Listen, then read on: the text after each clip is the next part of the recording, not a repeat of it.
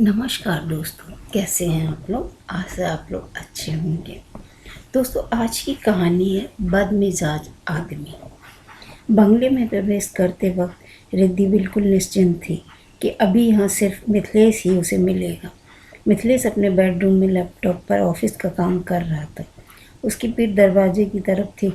रिद्धि ने मिथिलेश की पीठ पर धीरे से एक चपत लगाई।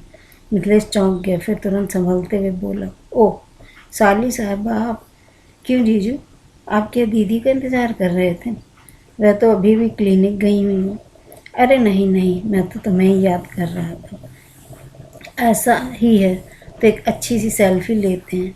आपकी शादी के 5 साल हो गए हैं, इकलौती साली के साथ अपने आप की भी एक सेल्फी नहीं है। रिद्धि ने शिकायत की, कैसे हो सेल्फी? तुम तो इन 5 सालों में दुधमुही बच्ची थी, कहाँ भटकती थी। मेरे पास मिथिलेश नज़दीकी बढ़ाते हुए रिद्धि की आंखों में देखने लगे। रिद्धि के शरीर में धीरे धीरे चोल दौड़ने लगी। वह जीजू के साथ लिपट कर इस तरह सेल्फी खींचने लगी कि मिथिलेश की सांसें उखड़ गईं। रिद्धि के मन की पोटली मिथिलेश के सामने छितर गई।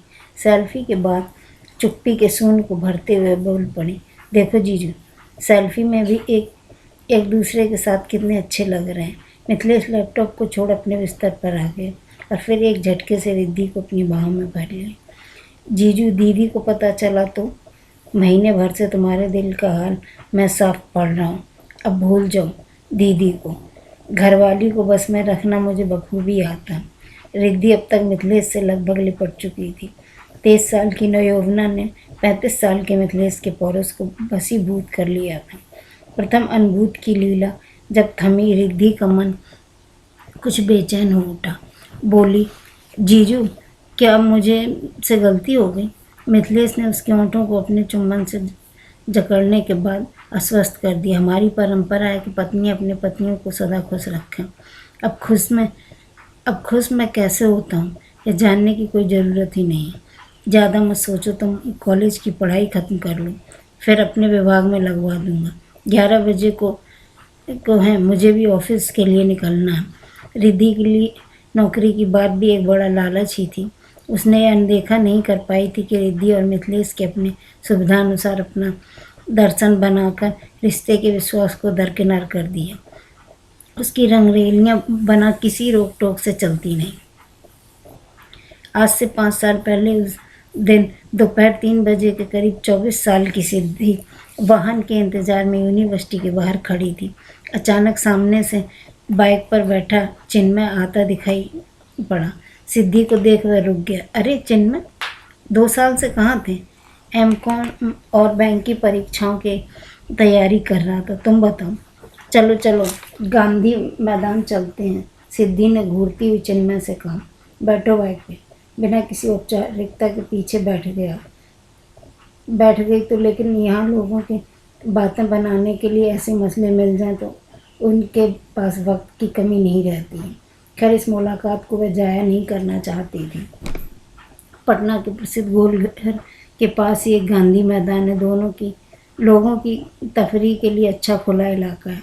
दोनों ने पर्यटकों के लिए बने बेंच पर अपना आसन जमाया। शाम होने में वक्त था, लोग ना के बराबर थे। और सुनाओ, पहले की तरह ही शर्मीले चिन्मय ने मन मन मुस्कुराते हुए पूछा, साइकोलॉजी में मास्टर पूरा हुआ? 80% है। और तुम्हारा? सिद्धि की उत्सुकता बढ़ गई चिन्मय के बारे में जानने को। बैंक की नौकरी ही मेरे हिस्से में समझो।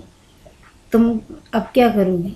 एक चपत लगाऊंगी तुम्हें। ऐसे भेद भरी नज़रों से क्यों देख रहे हो?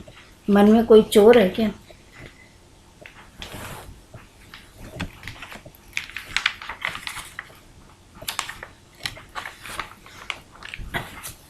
क्या? सिद्धि ने बिंदास अंदाज में पूछा। चोर नहीं है तो यह बताना चाहता हूँ, मगर झिझक रहा हूँ। अभी तो बता भी दूँ, हमारी दोस्ती 10वीं कक्षा के बाद से है। अब नई दुल्हन की तरह शर्माना छोड़ दो। सिद्धि ने अधिकार से कहा। यह सुन चिन्मय बोला, शादी कर लो मुझसे। परीक्षा बेहतर गई, नौकरी की गारंटी दे सकता हूँ। सिद्धि की मजाकिया लहजा अचानक गायब हो गया। बोली, क्या बोल रहे हो चिन्मय? एक तो तुम मेरे हम उम्र हो, दूसरे तुम कायस्थ और मैं ब्राह्मण। मेरे घर वाले काट डालेंगे दोनों को। मेरे पापा इनकम टैक्स विभाग में हैं, अच्छे पद पे हैं, इसलिए बड़ी उम्र तक पढ़ लिख रही हूँ। गांव में तो 15-16 साल तक लड़कियों की शादी हो जाती है। फिर भी अभी मेरा इरादा क्लिनिक खोलने का है। ये सब कहकर मैं पापा को गुस्सा नहीं दिला सकती।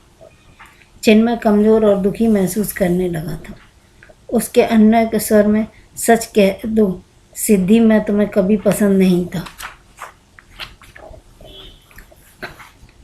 सिद्धि अपने दिल के हर एक कोने में फैले छोटे छोटे जुगनुओं की रोशनी को अनदेखा नहीं कर पाई। उसके करीब आकर उसके हाथों को अपने हाथों में लेकर कहा, तुम मेरे लिए क्या हो? इतनी जल्दबाजी में मैं बता नहीं सकती, मगर शादी पसंद करने से हो नहीं सकती। सच कहूँ तो दोस्त पति नहीं बन सकता। उसका रौब हो तो वह इज्जत देने के काबिल बनता है। उसे समर्पण किया जा सकता है। कुछ बातें व्यवहारिक होती हैं। काश तुम मुझे समझ पाती। निराश चिन्मय की आंखें छलछला आई थी। दोस्तों, आप लोगों को यह कहानी कैसी लगी? अगर आप लोगों को यह कहानी अच्छी लगी है तो प्लीज़ लाइक कीजिए, सब्सक्राइब कीजिए और मुझे सपोर्ट कीजिए। इस कहानी का अगला भाग हम बहुत जल्दी लेके आएंगे। धन्यवाद।